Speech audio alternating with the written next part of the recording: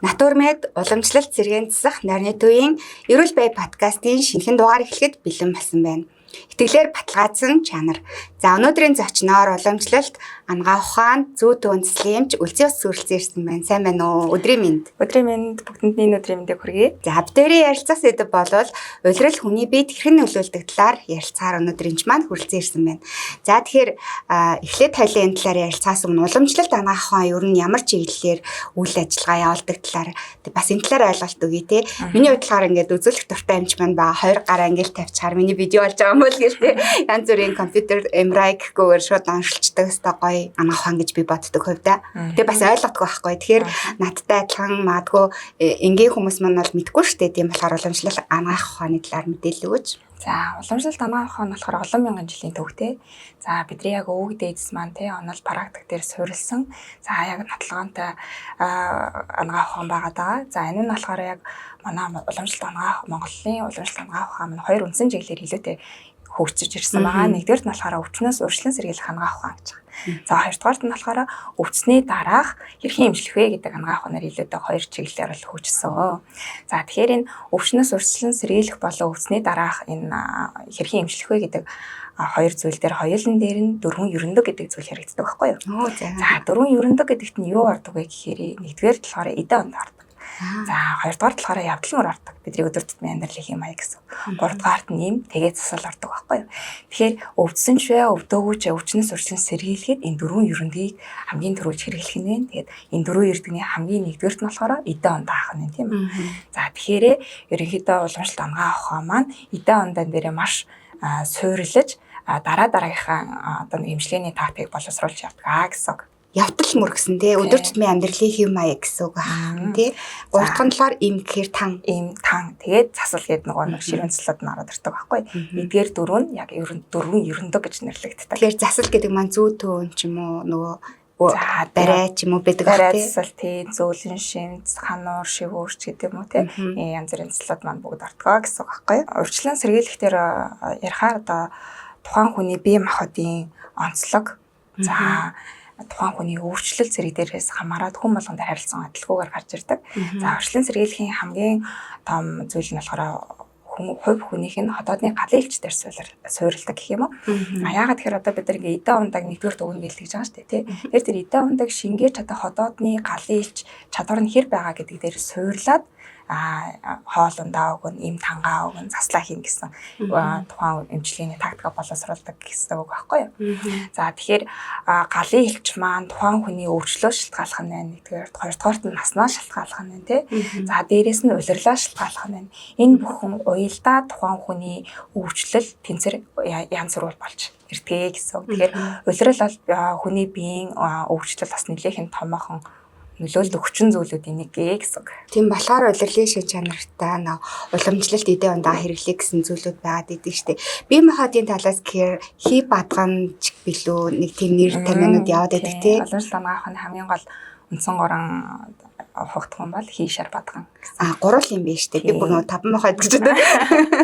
Хийшар бадган дээр суйрлаж явагддаг. Би болохоор нэг тийм бадган шиг юм хавнаад идэх юм уу тэгж би ойлгосон. Хий нь болохоор ууртай хүмүүс гэж ойлгосон. Шар махад нэлээ ууртай хүмүүс идэх юм. За. Бүр сэдвээсээ хазаа авчлаа. Тэгэхээр хотоодны элч маань аль улиралд одоо өөр одоо сайн идэвхтэй гэж байдаг бах тий.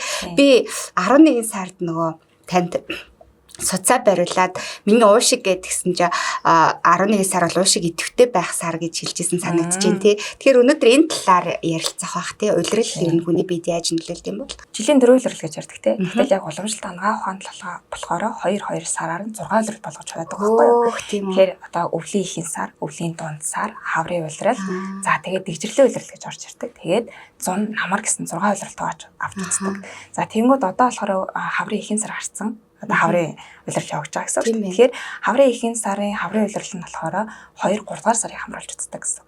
За энэ 2-3 дугаар сард бидний одоо ямар махбод илүү давмгай байдаг вэ? Ямар хотоодны галын элч ямар байдаг вэ гэхээр хавар дээр болохоор бадган махбод яг хөдөлж идэг учраас за бадган махбод хөдлөх нь яагаад гэхээр хавар бол ингээд одоо дулаарч байна тийм үү? Гадаа ингээд дулаахан болж байна. Тэгэхээр хүний бие махбод тэр орчин цаг одоо ортондоо уялдаад арсны шар усны нөхцөл нэгддэг байхгүй юу? Аажмаар нэгдэж онгоодог. Тэгэхээр тэр аажмаар нэгдэж онгоосон шар усны нөхцөөр ходоодны галын илч гэдэг юм гадагшилдаг. Тэгэхээр ходоодны галын жиргэдээ хаврын улиралд буурдаг гэсэн үг. Тэгэхээр одоо бид нар нөгөө хоол ундаа идэхдээ яах нь бодолцооно шүү дээ. Бидний хоолдоодны галын илч буурсан буюу хоолны шингээх чадвар ерөнхийдөө бага юм шүү тий.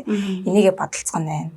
За дээрэс нь бид илэрж байгаа зовиороо бодолцооно байна. Тэгээд өдөр тутмынхаа хоол хүнс явдал мөр дээр анхаарлаа хандуулах юм бол бид нар өвчлөөс урьдчилан сэргийлж чадна гэсэн үг.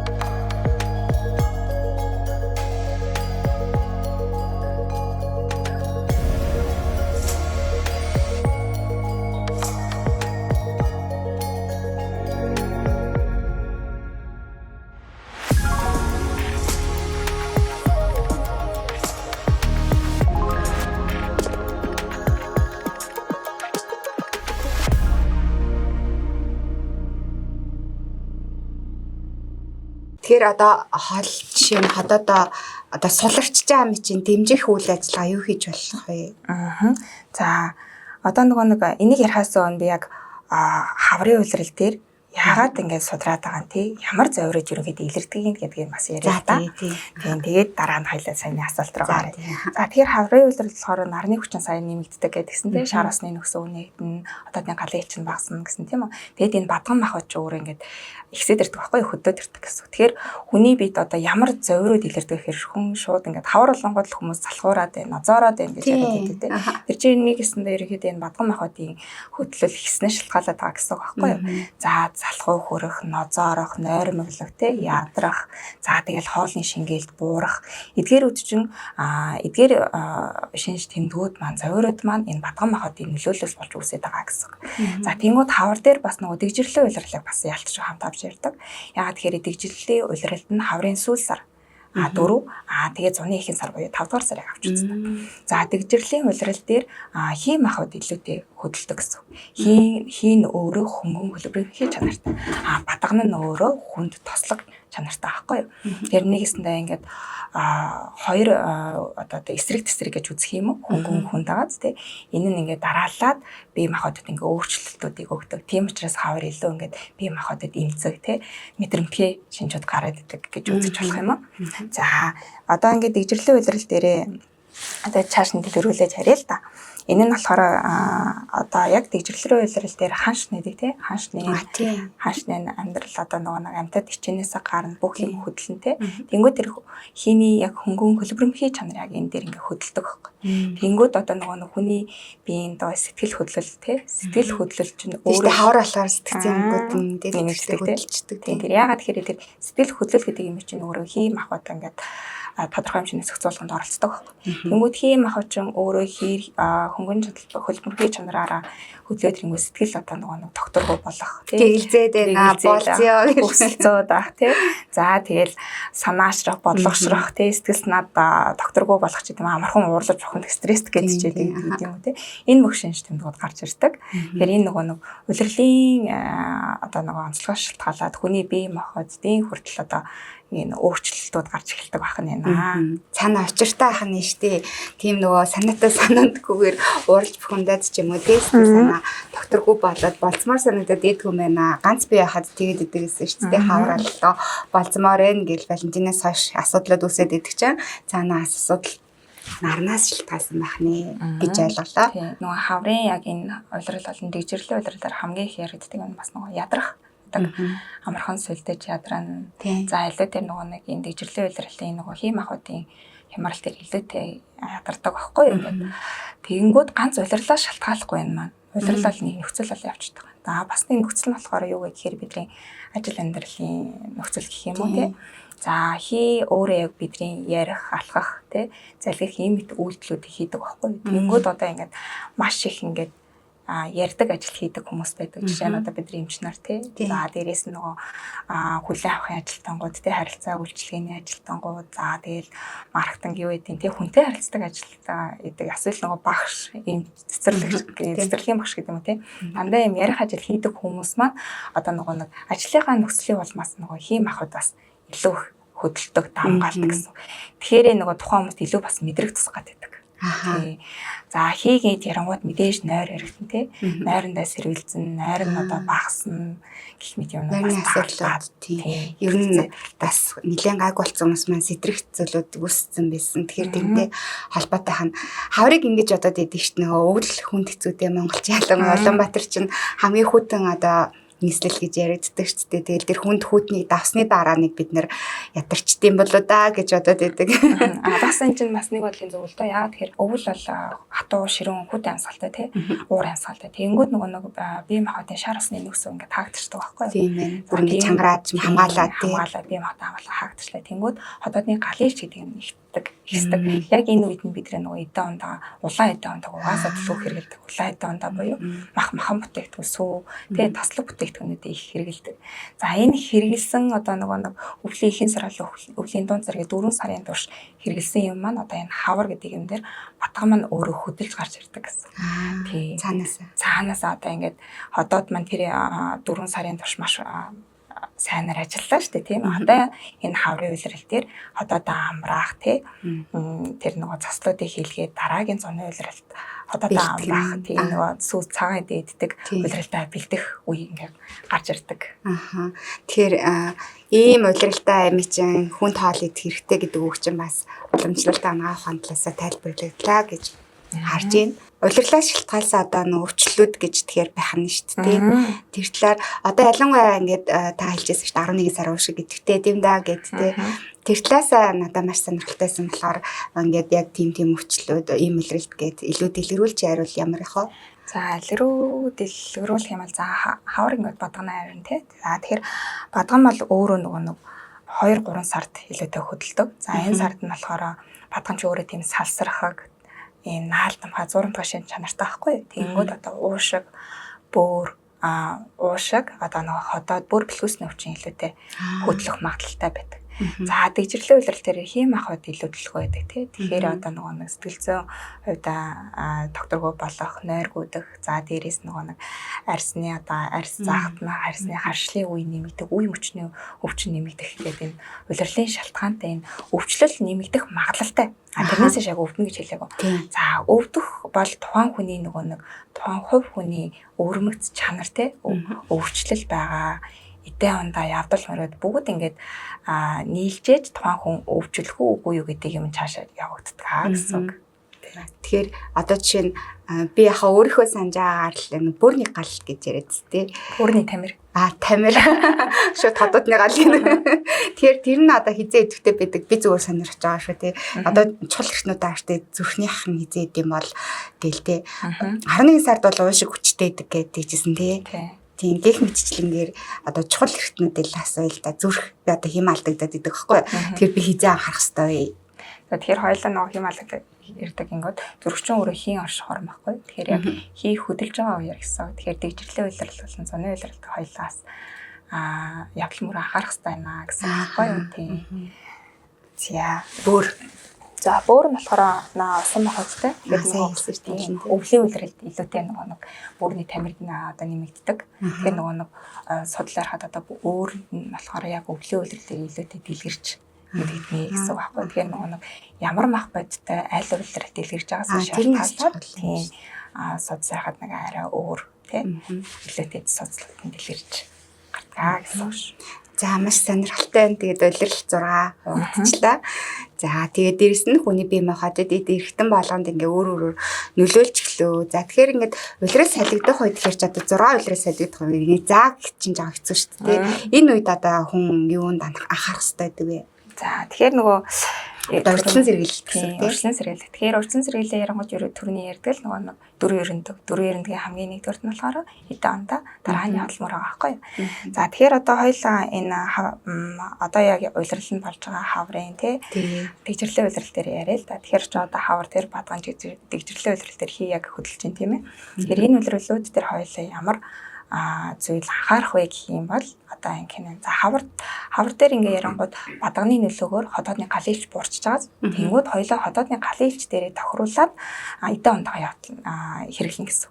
Тэнгууд нэгдүгürt юу бах уу гэхээр бид нар өглөө босоод хавралын улирал зүгийн балтаа бүлээ усах хэрэгтэй байхгүй. Өөх тийм. За тийм зүгийн балтаа бүлээ усах нь болохоор ходоодны галиевч дэмжиж өгдөг байх нь. Тэгэхээр энийг бол одоо хэрэглэхэд маш яг тохирсон улирал ах нь тийм амар сонирхолтой юм байна. За дараагийнх нь болохоор ширгээс ус. За ширгээс ус гэхээр хоёлоо буцлагсан тиймэрхүү ус бол биш. За яг гал дээр зөөлөн галаар ширгээн. За хэдэн цаг усныхаа 3-1 ширгээгээд хэрэглэн гэсэн. Гэхдээ халуунд бүлээнээр нь хэрэглэнэ. Энэ одоо нэг ус уух сайн тий. Гэхдээ яаж ямар хэмжээгээр уух гэдэг чинь аюул чухал байхгүй юу? За энэ ходоодны галын илч доройт за одоо батган махад амгаа үед хэдүүлээ хөт ус уугаад авах юм бол тэр галын илч улмал доройтоод байна. Тэгэхээр хэдүүлээ ус уусан ч ядаж бүлээнийг багаар шимж авах хэрэгтэй гэсэн. Хоолны хэмжээгээ бас өөрсдөө тааруулна гэсэн. Тэгэхээр хоолны хэмжээ тааруулах гэхээр бид нар цадтал идэхгүй байх хэрэгтэй байхгүй. Ягаад тэгэхээр ходоодны нөгөө нэг шингээх чадал маань багасчаад байна шүү дээ. Тэнгүүд хоёлаа энэ дэр нөгөө нэг сонирхолтой юм. Хүний ходоод болохоор 2 жигчэн хураг нийлүүлээд нэг юм битүү хэмжээтэй байдаг гэж үздэг байхгүй юу? За тэнгүүд энэ хэмжээ маань 4 хэсэгт хуваагддаг. Юу юунаас бүрдэх вэ гэхээр 4-ний 2-т нь болохоор хоол хүнсний бүтээгдэхүүн байх хэрэгтэй. За 4-ний 1-т нь болохоор шингэн уугцвал тий шингэнээр бүртэн 3-т нь болохоор хоосон байх хэрэгтэй байхгүй. Тэнгүүд хоосон байх хэрэгтэй хэрэг бид нар цадтал идэхгүй байх хэрэгтэй байх нь тийм үү. Энэ дээр бас анхаарах хэрэгтэй байх нь наа. Шууд шилтэй хоол идэг юм яар санагдчихлаа. Яалтчгүй нөгөө нэг шингэд сайтай шилтэй хоол идэх бол энэ бадганы улирал тий. Тийм шингэд илүүтэй бид нар эдэн ондоо гараад засч яана гэсэн үг байхгүй юу. Ямар сонирхолтой юм бэ? Өөр юм дээр анхаарах хэрэгтэй. Өөр хэм бол нөгөө нэг махны хэрэглэн дээр. За улаан мах гэж бид нар хүнд гэж яриадсан тий. За тэрийг болохоор өвлийн улиралд илүү хэрэглэдэг гэдгсэн тий. Тэгвэл хавар индигжирлийн улирал дээр ямар мах илүү хэрэглэх ёстой вэ гэхэд бид нар борц буюу хүрийн хатаасан мах хэрэглэх ёстой байхгүй юу. За хүрийн хатаасан мах нь ингээд хоол хүнсний аягүй бага хэрэглэгддэг шүү дээ. Тийм ээ бага хэрэглэл аягүй гоё юмтай гэдэг тий. Энэ нь угаасаа нөгөө нэг судалгаагаар юм 5-7 дахин уургийн чанар өндөр агуулмжтайгаар нутлагдсан байхгүй юу. Тэгэхээр нөгөө нойтон махаас илүү борцыг бага хэмжээгээр хэрэглэх нь эрдэс уургаа нөхчгөн байна тий. За дээрэс нь ходоодны галын илчийг бас дэмжиж өчгөн байна. Энтэйгээр уялдуулаад хаврын улиралтай дийлэнхтэй борцыг төлхөө хэрэгжилж байгаарэ гэж зөвлөхөөр байна. Тэгэхээр нөгөө нэг одоо нэг хийн мах бод ингээд ихсээд байна, нойргуудад байна гэж хэлж байгаа. Тэнгүүд бид нар бас нөгөө яг бурамтай усыг ууж хараа гэж зөвлөмөр байна. Бурам өөрөө хийг маш сайн дарж өгдөг. За дээрээс нь шар цэсийг сайн хэрэглэж байгаарай. Шар цэсийг хэрэглэхдээ хэдүүлээ бугуунаас урагшаа шаагнаас доошооч гэдэг юм уу тий. 2 чихээ ч юм уу тий унтахтаа маш сайн халааж илж байгаарай. Өөрөө шар тос гэдэг маань өөрөө хийг дарахын дээд ахгүй юу. Тэгэхээр ийм өдөр тутмын амьдралдаа урьдчилан сэргийлээд удиралтайгаа уялдуулаад эдгээр хэрэглэж авах хэрэгтэй байх нь. За дээрээс нөгөө нэг хоолн дээр хоолн дээр нөгөө нэг хүнсний амтлагчуд бид нар хэрэглэдэг шүү дээ тийм. Тэгэхдээ бид нар нөгөө ходоодны галын илчийг дэмжээр амтлагчуд нэмэх хэрэгтэй байхгүй. Тэр нь хамгийн төгөө одоо нөгөө монголчуудад төгнөл хэрэглэх боломжтой нь юу гэхээр цагаан хар бэрц хоёр байхгүй. Тэр хоёр маань хоёулаа халуун чанартай учраас хоолны шингээх чадварыг сайжруулж байгаа. За тэгэхээр нөгөө хотооны гал хэлчээд дэмжиж байна л гэсэн үг нэгэсэн да тий. За дээрээс нь одоо ингээ хоол хүнс ингээ явчихлаа тий. Тэгмээ тасгал одоо нөгөө нэг ядал мөрөө өдөр тутмын үйл ажиллагаан дээр хэдүүлээ юу анхаарах вэ гэх юм бол нэгдүгээр тасгал хөдөлгөөн хийх хэрэгтэй. За бадган бол өөрөө хүн чанартай. Тэгээ бадган хөдөлж байгаа үед бид нар нозоор нь залхуу хүрнэ гэдэг жаа шүү дээ. Тэнгүүд энийг бид нар ядраад нэг ихтэй дэж болохгүй тасгал хөдөлгөөн хийх хэрэгтэй. За ихтэй тасгал хөдөлгөөн хийхдээ хаврын үйлрэлт хийхдээ илүүтэйгээр нөгөө юм хөдлөх төдийд алхаж байгаарэ гэж илүүтэй одоо онлын үндэстэн заасан байдаг. Тэгэхээр нөгөө нэг хувцаа бас тохируулах нь шүү дээ. Хит их хөлөрч болохгүй байх нь. Тэгээд одооноос ингээд дулаарч байгаад маш сайн алхаарай. За тийм. Тэгээд дээрэс нь одоо явдал мөртөр гэх юм бол нөгөө хувцлалнэр бас анхаарал марснагдаад байдгийн. За хавар бас өглөөрөө бас ирүүхэн өдөртөө халаад байдаг тий. Тэгэхээр нөгөө өдрийн хална гэдэг нөгөө жоохон хүмүүс нэгэн гарч гад байдаг байхгүй юу тий. Тэгэхээр нөгөө яг бөөр бэлгүүснээсээ дарах, за шааганаасаа дарах, доороосоо жиндэх ихтлүүд үүсгээд байдаг. За яг ингээд нөгөө төсөл нь бүрдээд доороосоо жиндээд бөөр бэлгүүсээсээ өвдөх юм бол тий.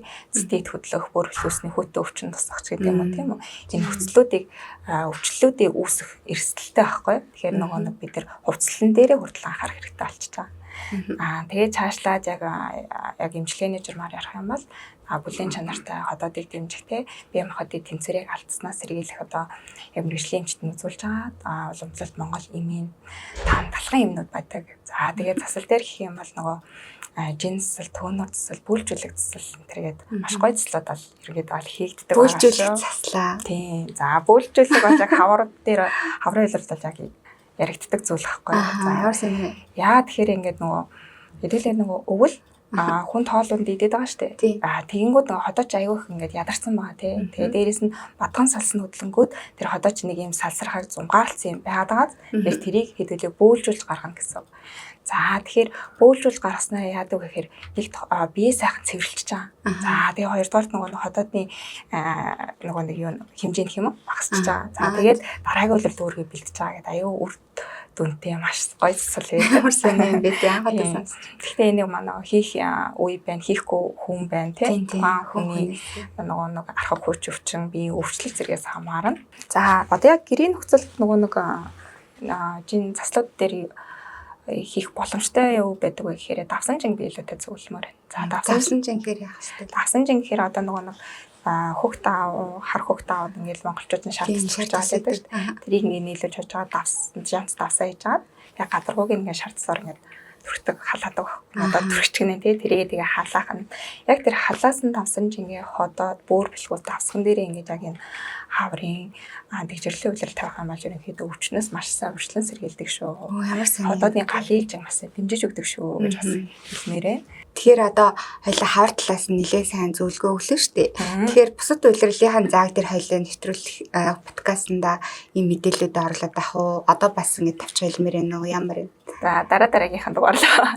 Чамаас дахиад нэг юм том сэдвүүд авчихдаг. Ямар махбод ингэ нэмэгдв те. Тэрэн дээр нь юу анхаарах вэ гэж дахиад өөрчлөлт. Тэгэхээр бас цаг хугацаас хүрэлцэхгүй байх. Өөр үзэгчтэй хандаж хэлэхэд бидний ажлын нөхцлөө шалтгаалсан тий ядрал угаасаа үүсэж байгаа тий бидний нөгөө түрүү ярьсан одоо нөгөө хий махбодыг хөдөлгөөд байгаа ажлын нөхцөл хийдэг хүмүүс маань илүүтэйгээр бие махбодоос тордорой асраарай. Энэ бол нөгөө хүн болгонд бас хэрэгтэй зүйл анхаарах хэрэгтэй юм байхгүй юу.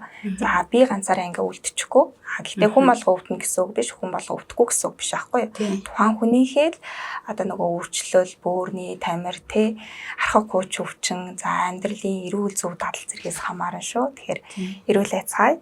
Тэгэхээр нойрны подкаст би нэг удаа шүрийн хэмжээ оронд хийжсэн. Тэгэхэд ерөөдөө бол манад хөвтөж байгаа хүмүүс манаас ингээд уламжлалтаар эмчилгээ авахаар ингээд нэлээд сайн эхлээд унтаад тэг нэг эрсэн өдрөө одоо нойр цай эмчилгээ гэж яадаг тэгэл хийчээ гэдэгэнгүүт эрсэн өдрөө амарчмаар байна унтмаар байна гэдэг уламжлалт эмчилгээ хэрэг шууд унтчаад байд юм билээ. Тэгэхээр энэ тал дээр одоо мэдээлэл өгвөл болох уу? За тэгэхээр нөгөө нэг нойр сэрүүлцэх, нойр гутах маань өөрөө түрүүн ярьсан хим ахуйдтай холбоотой байхгүй. Тэнгүүд уламжлалт авахын дээр хим ахуйдыг ингээд дарах, хийм ахуудыг ингээд тэгшлэх, ингээд засал имчилгээнүүд гэдэг. Тэрний хамгийн нэг төр төөнөр гэдэг байхгүй юу? За төөнөр дээр болохоор харандаан түн, Монгол түн гэдэг олон төрлийн түн гэдэг. За тэгээд Монгол түн гэдэг эм бодисын шар тусанд хийн одоо нэг биологи итгэцээгүүд ингээ халааж байгаа түүн бол нэлээд маш үр дүнтэй байдаг. За дээрээс нь чихний зүү, биеийн зүү те жингүүд гэл одоо нөгөө биеийн тасан барай засал гэл маш олон имчилгээнүүд бол энэ дээр хийгддэг байгаа. Тэгээд нөгөө бүхэл цогцоорын үйлчлэл тухайн дундаас үйлчилж байгаа л да. Тэгээ нойргуудлыг бол 100% одоо архаг нойргуул имжлэх боломжгүй шүү дээ. Хүмүүсээс буруу ойлгочод ирсэн гэсэн. Гэтэ тухайн үедээ ингээд хэсэгээ амрах тэг хамгийн гол нь хэм маяг, амьдралын хэм маяг, сэтгэл зүйн асуудлуудаа шийдэх байгаад байдаг шүү дээ. Энэ дээр нь л анхаарах хэрэгтэй бах тий. Түрүү сонсогчтой гэж хэлэхэд одоо энэ ч маань шар тусыг ингээд арсын нэмгийн хэсэг гэж байлгасан тий. Буу тэг шагаа хэсгээр ингээд төрчихвэл зүүн толлоо буюу одоо нөгөө 2 гарын алга хоёр хөлөө уулахгүй. Тэгэхээр юу юм бэ штэ нөгөө хушуур хайрчаад шар тусанд хайрчаад алгандаа барьдаг уландаа барьдаг юм шүү дээ. Тэр тал гэж нэрлэдэг юм тий. Тэр чинь нэгэсэндээ бид нөгөө төөнүрийг яг гэрийн нөхцөлд монголчууд нь яаж хэрэгжилж байгаа гэдэг юм багхгүй юу. Яг энд орхосоо өмнө би нөхөртөөгөө юм туршилт хийгээд нийцсэн байсан багхгүй. Өөртөө одоо нам туршилт хийж нэг яасан бэ гэсэн чинь унтахаа өмнө шард сууландаа төрчихээ дунтаадсэн чинь өөрөө мэдгүй хөрх юм. Цаанаас уламжлалт анаа хондлаасаа мэдэгддэг байсан зүйлийг өөр зэрэг туршаад нийцсэн байсан юм байна гэж ойлголоо. Тэгээд бас ингэдэг болсон мөлий. Би одоо нөө сэтгэл готролтой хүмүүстэй ажилладаг байхгүй юу. Гэсэн чинь сэтгэл готрлыг бариагаар цэцдэг болсон гээд бариулаад ирлээ гэдэг үйлчлүүлэгч их болчиход байгаа байхгүй юу. Тэр тал дээр одоо мэдээлэл хөрвөл онлайн одоо үндэслэл байдгүй. За нөгөө бариацлал өөрөө уламжлалт авах нь нэг засал шүү дээ тий. Тэнгүүд нөгөө нэг бэлчин нэгдүгээр суул за нойргуулаараа хаар ингээд хамаг бэлчин чангарсан стресстэй байдаг тий. Тэнгүүд тухайн хүний бас нөгөө булчингийн сайхан суллаа тайвшруулж өгч байна. Дээрээс нөгөө бид хүлцэх хэмжлэг хийгддэг учраас хүнд аюу гой халамжтай таатай мэдрэмж өгдөг байхгүй юу. Тэр энэ чинь бас нөгөө имчилгээний бас нэг хэлбэр лаал явчихж байгаа. Тийм ээ тий. За тэг үнэхээр сонирхолтой ярилцлага өгсөн үлзий утсанчтай маш их баярлалаа. Тэгээд дараагийн дугаараар уламжлалт ангаах талаасаа за мэдээлэл авахыг хүсэх юм бол комент хэсэгт маань одоо бичээд асуугаараа тэгээд эмч маань дараагийнхаа одоо подкастт орохдоо тухайн сэдвээр бэлдээд ярилцахад бэлэн болоод ирж болно шүү. Тэгээд маш сонирхолтой ярилцлага өгсөн баярлалаа. За баярлалаа. За тэгээд анхааралтай хамт байсан сонсогчдод баярлалаа. Тэглэр баталгаажсан чанар натур мэд баяртай.